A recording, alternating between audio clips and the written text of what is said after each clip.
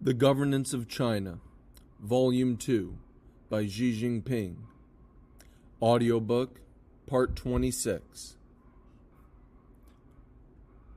Shoulder the responsibilities of our time and promote global growth together. January 17th, 2017. Keynote speech at the opening ceremony of the World Economic Forum 2017 in Davos, Switzerland.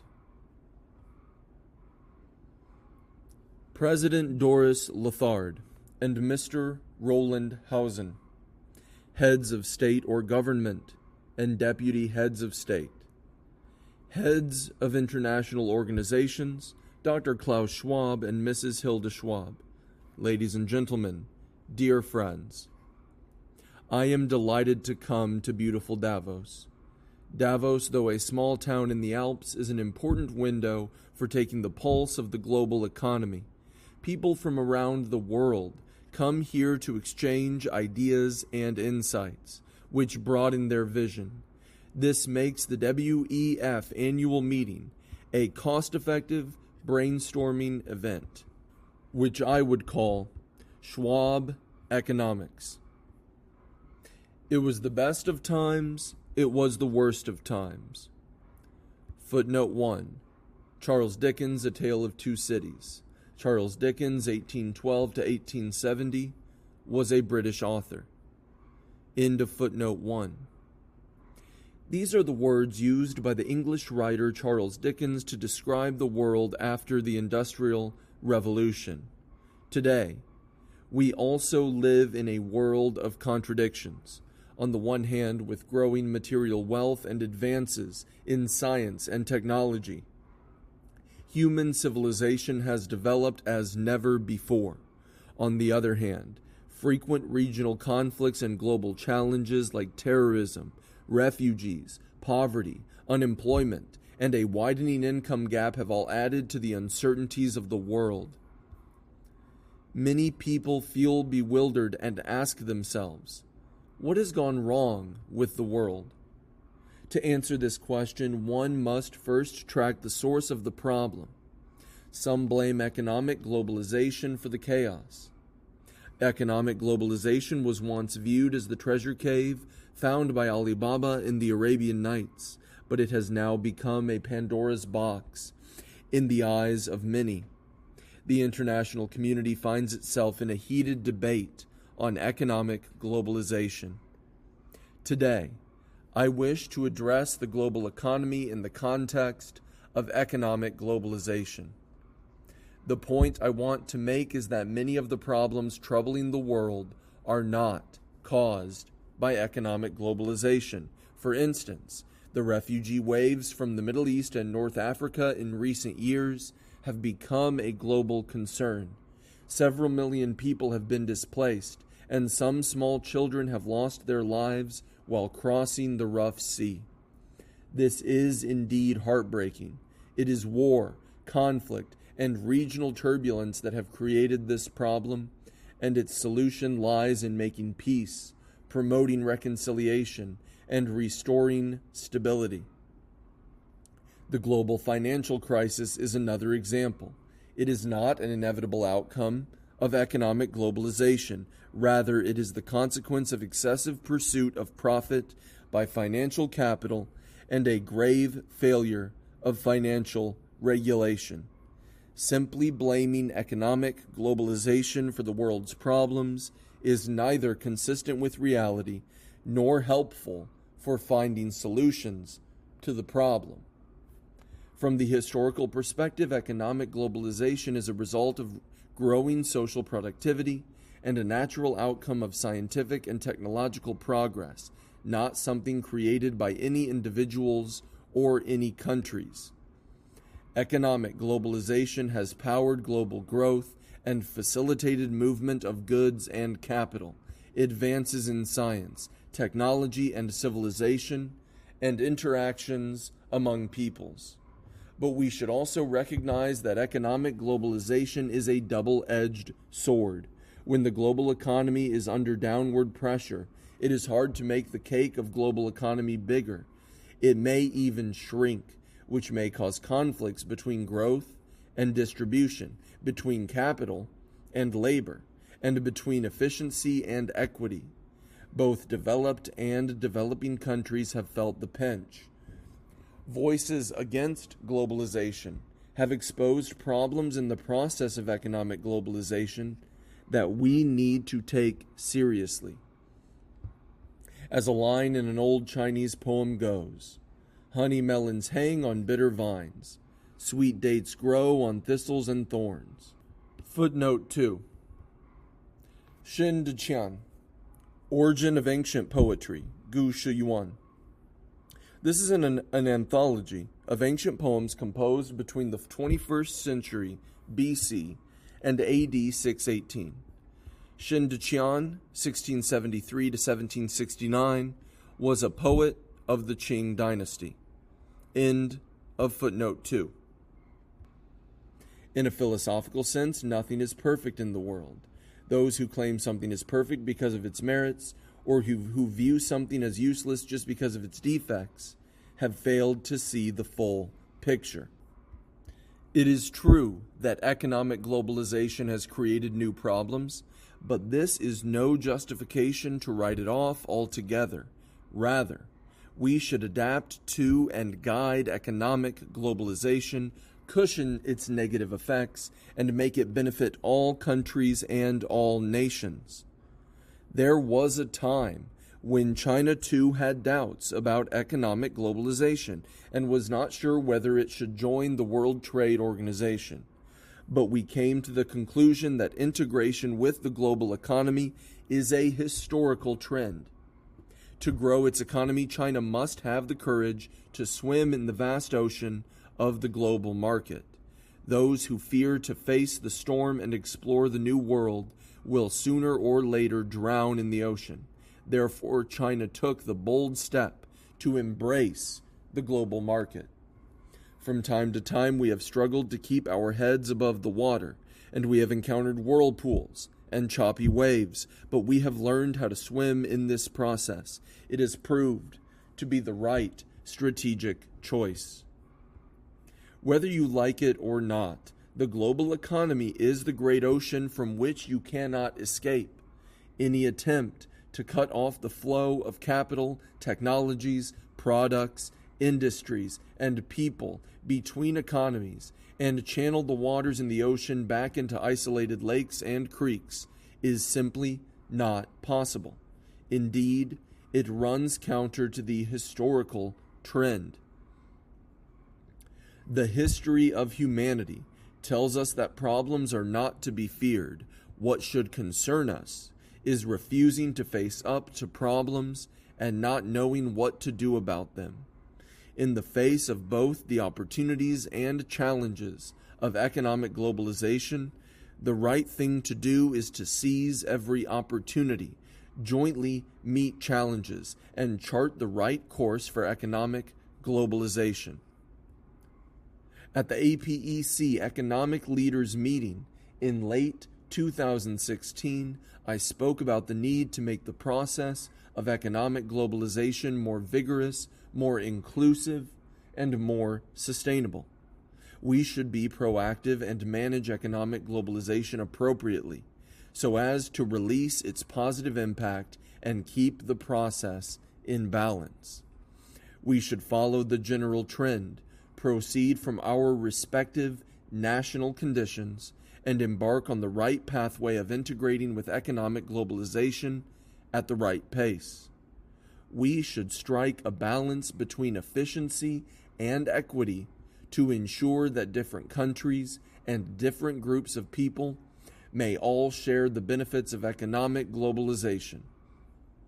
The people of all countries expect nothing less from us, and this is a responsibility we cannot shirk as leaders of our time. Ladies and gentlemen, dear friends, at present the most pressing task before us is to steer the global economy out of difficulty. The global economy has remained sluggish for quite some time. The gap between poor and rich and between north and south is widening. The root cause is that the three critical issues in the economic sphere have not been effectively addressed. First, lack of robust driving forces for growth makes it difficult to sustain a steady growth of the global economy. Global economic growth is now at its slowest pace in 7 years. Growth of global trade has been slower than global GDP growth. Short-term policy stimuli are ineffective. Fundamental structural reform is only beginning. The global economy is now in a period moving towards new growth drivers, and the role of traditional engines to push growth has weakened. Despite the emergence of new technologies such as artificial intelligence and 3D printing, new sources of growth are yet to emerge. A new path for the global economy remains elusive. Second, inadequate global economic governance makes it difficult to adapt to new developments in the global economy. Madame Christine Lagarde recently told me that emerging markets and developing countries already contribute 80% of the growth of the global economy. The global economic landscape has changed profoundly in the past few decades. However, the global governance system has not embraced those new changes and is therefore inadequate in terms of representation and inclusiveness. The global industrial landscape is changing, and new industrial chains, value chains, and supply chains are taking shape.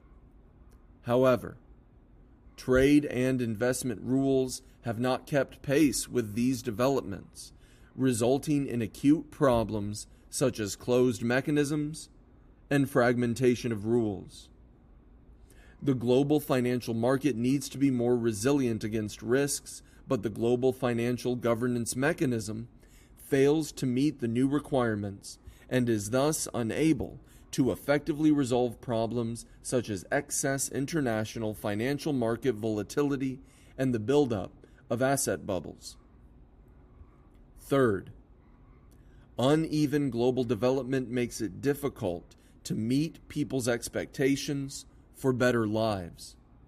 Dr. Schwab has observed in his book, The Fourth Industrial Revolution, that this round of industrial revolution will produce extensive and far-reaching impacts such as growing inequality, particularly the possible widening gap between return on capital and return on labor.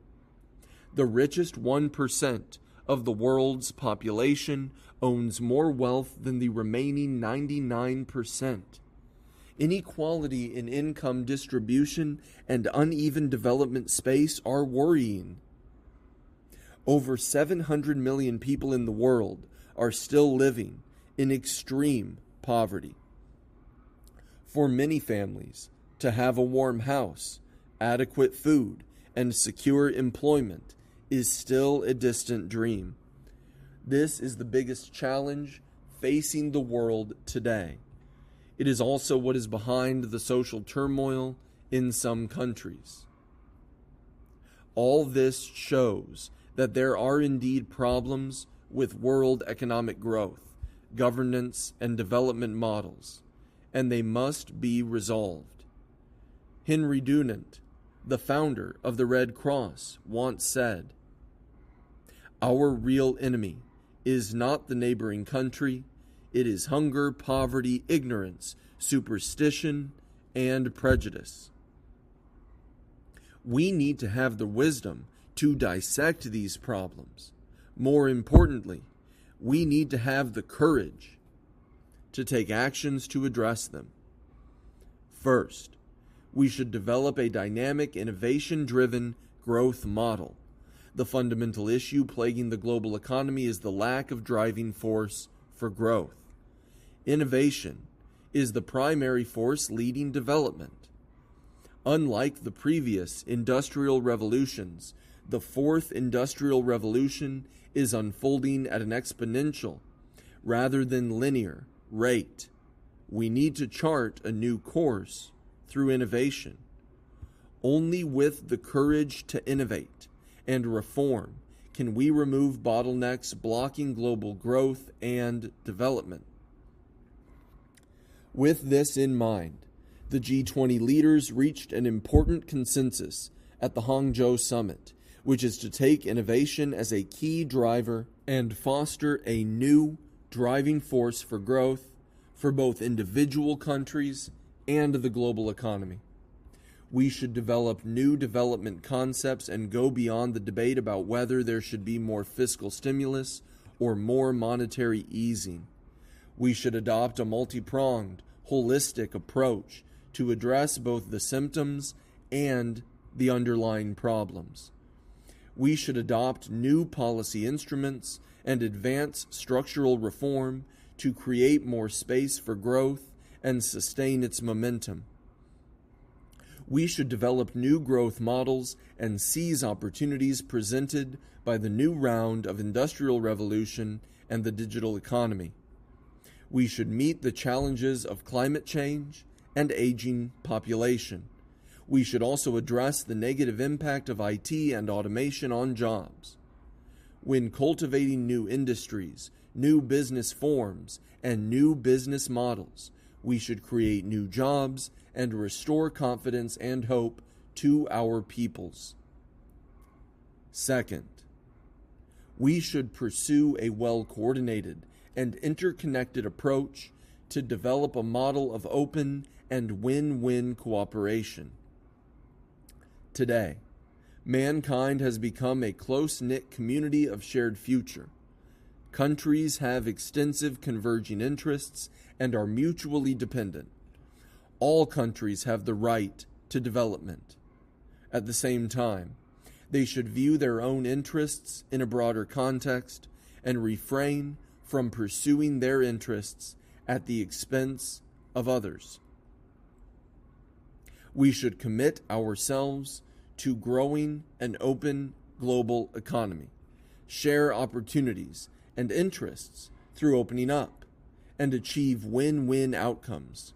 We should not just retreat to the harbor when encountering a storm, for this will never get us to the other shore of the ocean. We must redouble our efforts to develop global connectivity to enable all countries to achieve interconnected growth and share prosperity. We must remain committed to developing global free trade and investment, promote trade and investment liberalization and facilitation through opening up, and say no to protectionism. Pursuing protectionism is like locking oneself in a dark room. While wind and rain may be kept outside, the dark room will also block light and air. No one will emerge as a winner in a trade war. Third, we should develop a model of fair and equitable governance in keeping with the trend of the times. As the Chinese saying goes, shrewd people of petty mind attend to trivial matters, while people with vision attend to the governance of institutions.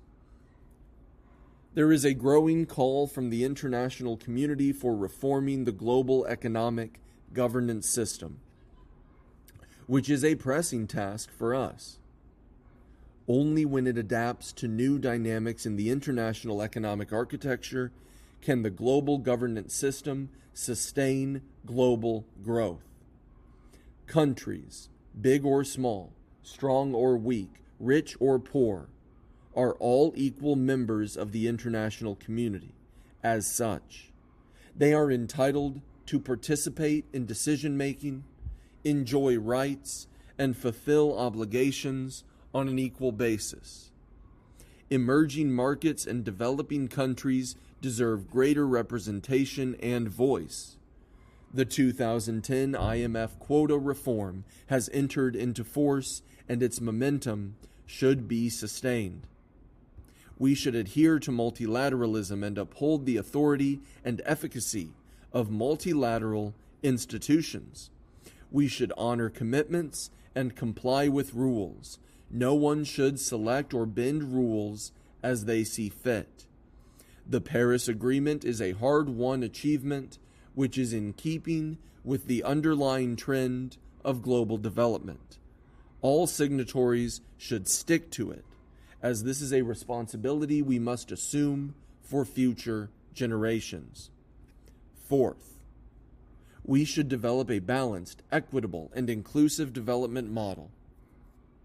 As the Chinese saying goes, when the great way rules, the land under heaven belongs to the people. Footnote 3. See Note 11, page 163. End of footnote 3. Development is ultimately for the people. To achieve more balanced development and ensure that the people have equal access to opportunities and to the benefits of development, it is crucial to have a sound development philosophy and model and make development equitable, effective, and balanced. We should foster a culture that values diligence, frugality, and enterprise, and respects the fruits of the hard work of all. Priority should be given to addressing poverty, unemployment, the widening income gap, and the concerns of the disadvantaged to promote social equity and justice. It is important to protect the environment while pursuing economic and social progress so as to achieve harmony between humanity and nature and between humanity and society. The 2030 Agenda for Sustainable Development should be implemented to realize balanced development across the world. A Chinese adage reads, "Victory is ensured when people pool their strength. Success is secured when people put their heads together." Footnote 4. Huai Nanzi. End of footnote 4. As long as we keep to the goal of building a community of shared future for mankind and work hand in hand to fulfill our responsibilities and overcome difficulties, we will be able to create a better world and deliver better lives for our peoples. Ladies and gentlemen, dear friends, China has become the world's second largest economy thanks to 38 years of reform and opening up. The right path leads to a bright future. China has come this far because under the leadership of the CPC, the Chinese people have blazed a development trail that suits China's actual conditions. This is a path based on China's realities. China has in the past years succeeded in following the appropriate development path by drawing on both the wisdom of its civilization and the practices of other countries in both the East and West. In exploring this path, China has refused to remain insensitive to the changing times or to blindly follow in others' footsteps. All roads lead to Rome. No country should view its own development path as the only viable one. Still less should it impose its own development path on others. This is a path that puts people's interests first. China follows a people-oriented development philosophy and is committed to bettering the lives of its people. Development is of the people, by the people, and for the people. China pursues the goal of common prosperity. We have taken major steps to alleviate poverty and lifted over 700 million people out of poverty, and good progress is being made in our efforts to build a society of moderate prosperity in all respects. This is a path of reform and innovation. China has tackled difficulties and met challenges on its way forward through reform. China has demonstrated the courage to take on difficult issues, navigate treacherous rapids, and remove institutional and systemic hurdles standing in the way of development. These efforts have enabled us to unleash productivity and social vitality. Building on progress of these 30 years and more of reform, We have introduced more than 1,200 reform measures over the past 4 years, injecting powerful impetus into China's development. This is a path of pursuing common development through opening up. China is committed to a fundamental policy of opening up and pursues a win-win opening up strategy. China has promoted an interconnected development, both inward and outward. While developing itself, China has shared its fruit with other countries and peoples. China's outstanding achievements and the vastly improved living standards of the Chinese people are a blessing to both China and the rest of the world. The achievements through development over the past decades are owed to the hard work and perseverance of the Chinese people, a quality that has defined the Chinese nation for several thousand years. We Chinese know only too well that no one in the world will give us a free ride. For a big country with over 1.3 billion people, development can be achieved only with the dedication and tireless efforts of its own people. We cannot expect others to deliver development to China, and no one is in a position to do so. When assessing China's development, one should not only see what benefits the Chinese people have gained, but also how much hard effort they have put in, not just what China has achieved, but also what China has contributed to the world. Then one will reach a balanced conclusion about China's development. Between 1950 and 2016, despite its modest level of development and living standards, China provided more than renminbi 400 billion of foreign assistance, undertook over 5,000 foreign assistance projects, including nearly 3,000 turnkey projects, and held over 11,000 training workshops in China for over 260,000 personnel from other developing countries. Since it launched reform and opening up, China has attracted over US $1.7 trillion of foreign investment and has made overseas investment totaling over 1.2 trillion US dollars, making a huge contribution to global economic development. In the years following the outbreak of the global financial crisis, China contributed on average to over 30% of global growth every year.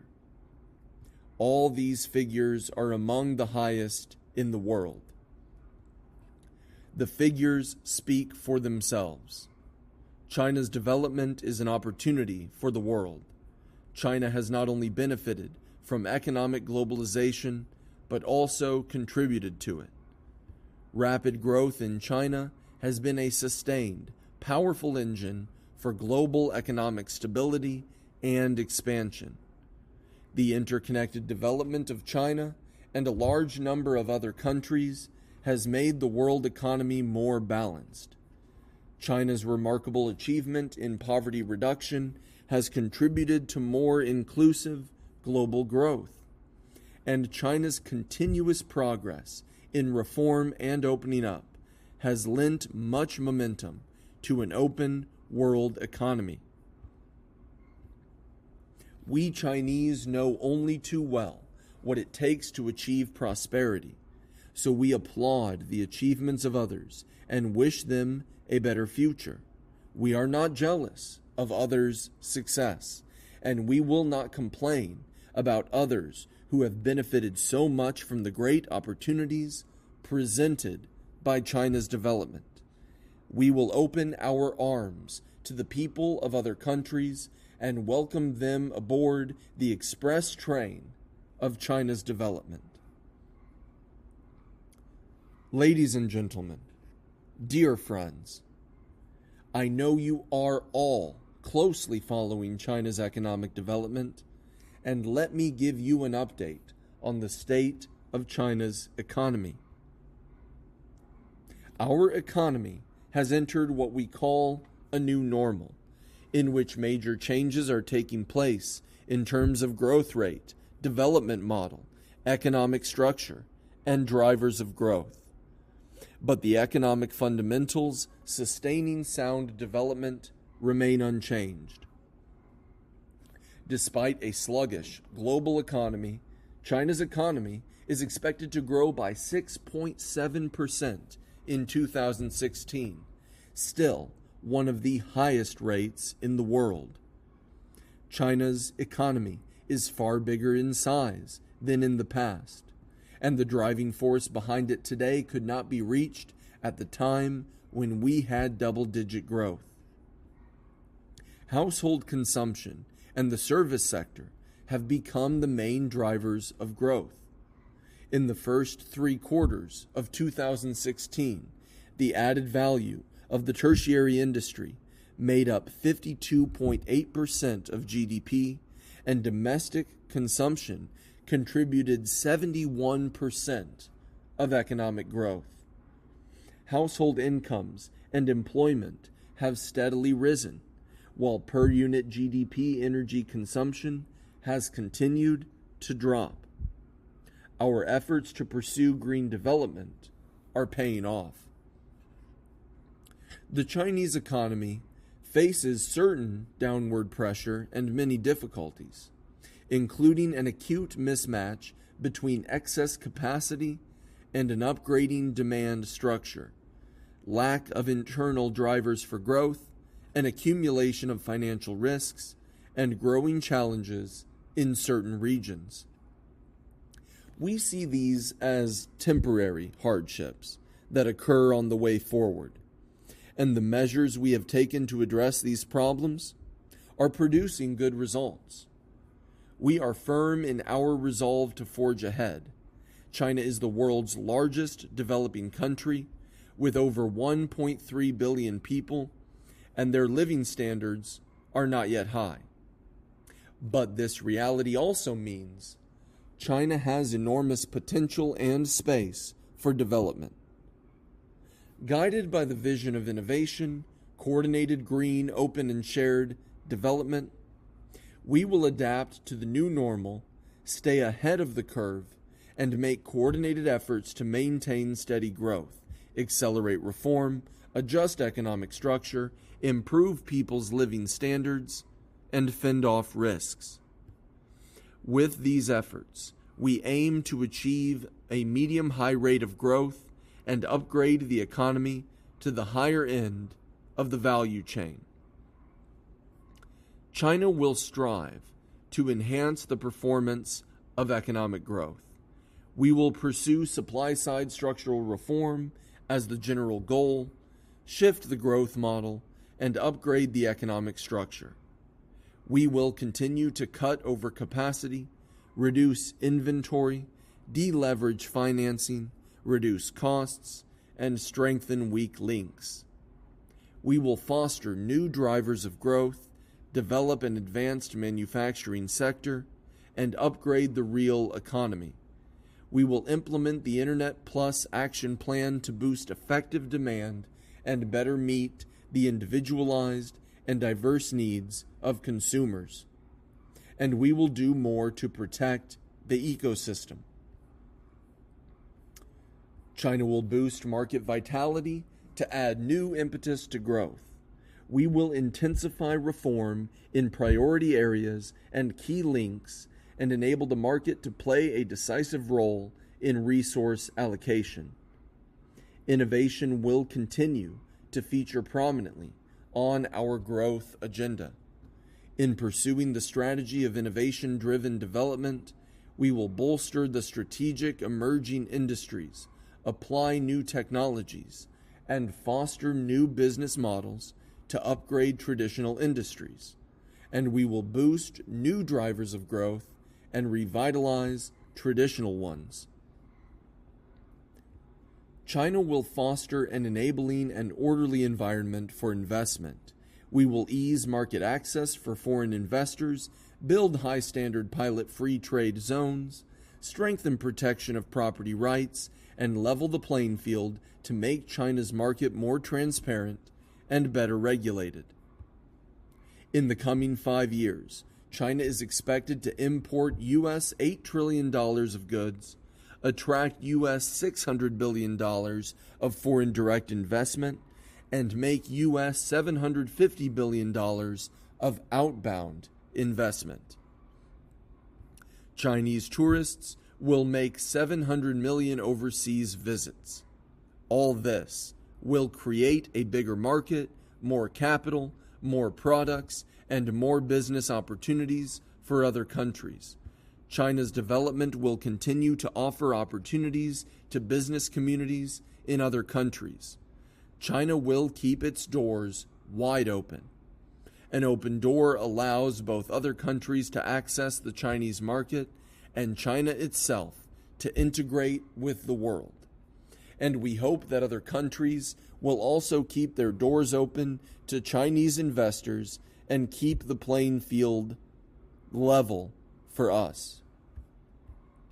China will vigorously foster an environment of opening up for common development. We will advance the building of the free trade area of the Asia-Pacific and negotiations on the regional comprehensive economic partnership to form a network of free trade arrangements that is oriented towards the wider world. China stands for concluding open, transparent, and mutually beneficial regional free trade arrangements and opposes forming exclusive groups that are fragmented in nature. China has no intention of boosting its trade competitiveness by devaluing the renminbi, still less will it launch a currency war. More than 3 years ago, I proposed the Belt and Road Initiative. Since then, over 100 countries and international organizations have responded to it positively and supported the initiative. More than 40 countries and international organizations have signed cooperation agreements with China, and our circle of friends along the Belt and Road is growing larger. Chinese companies have made over US $50 billion of investment and launched a number of major projects in the countries along the routes, spurring the economic development of these countries and creating many jobs locally. The Belt and Road Initiative originated in China, but it has benefited countries well beyond its borders.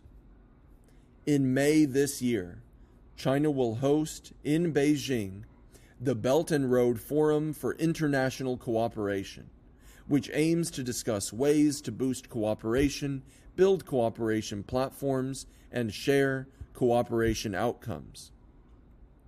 The forum will also explore ways to address problems facing the global and regional economies, create fresh energy for pursuing interconnected development, and ensure that the Belt and Road Initiative delivers greater benefits to people of countries involved. Ladies and gentlemen, dear friends, world history shows that the road of human civilization has never been a smooth one, and that humanity has made progress by surmounting difficulties. No difficulty, however daunting, will stop us from advancing. When encountering difficulties, we should not complain about ourselves, blame others, lose confidence, or shirk our responsibilities. We should join hands and rise to the challenge. History is created by the brave. Let us boost confidence, take action, and march arm in arm towards a bright future. Thank you all. There are 1,000 reasons to make the China-U.S. relationship a success. April 6, 2017. Main points of the talk with U.S. President Donald Trump. I have kept in close communication with you, Mr. President Trump, for some time, and we have had several telephone conversations and exchanged messages. I am glad to have this meeting with you in the U.S. at your invitation. I would like to have an in-depth exchange of views with you on China-U.S. relations and major international and regional issues, so as to reach consensus and chart the course for the development of bilateral relations in the new era. Sound China-U.S. relations will be of benefit not only to our two countries and our two peoples, but also to the world at large. There are 1,000 reasons to make the China-U.S. relationship a success, and not a single one to harm it. Since the normalization of China-U.S. relations 45 years ago, in spite of ups and downs, they have made historic progress, which has delivered enormous practical benefits to our two peoples. How can we further develop them in the next 45 years? The question requires careful consideration, and the leaders of the two countries should make political decisions and historic commitments. I am ready to work with you, Mr. President, for greater progress in China-U.S. relations from a new starting point. Cooperation is the only sound path for China and the U.S., and our two countries can certainly become good cooperation partners. In the next stage, both sides should carefully plan and arrange bilateral, high-level exchanges. I welcome Mr. President to pay a state visit to China in 2017.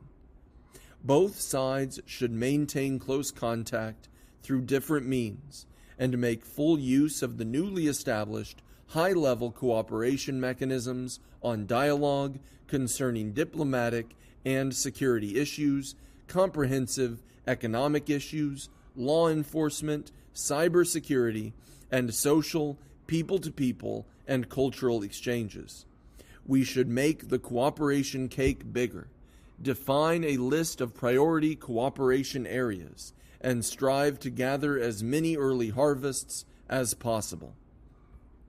Our two countries should accelerate negotiations on the bilateral investment agreement, promote healthy development of two-way trade and investment, and explore pragmatic cooperation in infrastructure, construction, energy, and other fields. The two sides should properly handle sensitive issues and constructively manage and control their differences.